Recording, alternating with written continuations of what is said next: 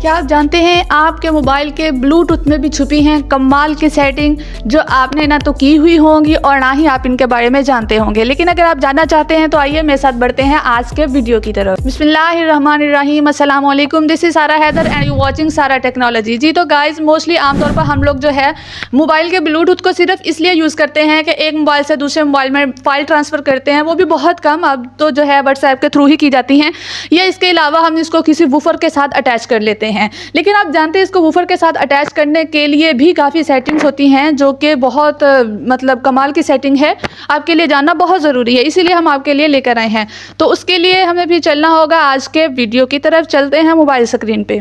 जी तो सबसे पहले हम जाएंगे सेटिंग में और यहाँ से हम जाके इधर ऊपर बार में लिखेंगे ब्लूटूथ, ये सेटिंग लिखा जाए जी। तो जैसे ही हम लोग ब्लूटूथ लिखेंगे नीचे काफ़ी इसके फीचर्स आ जाएंगे, तो हम थोड़ा सा नीचे स्वाइप करेंगे तो इधर लिखा हुआ होगा disable Bluetooth volume, absolute volume, ठीक है।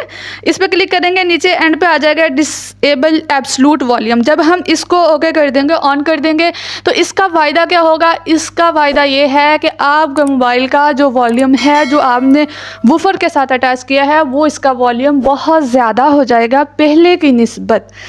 जी तो गाइस चलते हैं दूसरी सेटिंग, थोड़ी इससे रिलेटेड है कि समटाइम ऐसे होता है कि हम लोग अपने मोबाइल के ब्लूटूथ को किसी भी डिवाइस के साथ जो है कनेक्ट करने की कोशिश करते हैं, लेकिन वो अच्छे से कनेक्ट नहीं हो रहा, या तो उसका पासवर्ड कोड या मतलब एमएमआई जो भी होता है उसका नेम वो नहीं शो हो रहा होता, इस तरह थोड़ी सी प्रॉब्लम होती है। उसके लिए क्या करना होता है, आपको अपने मोबाइल के नहीं बल्कि ब्लूटूथ के सारे डाटे को रीसेट करना होगा। उसके लिए हम जाएँगे सिस्टम में और यहाँ पर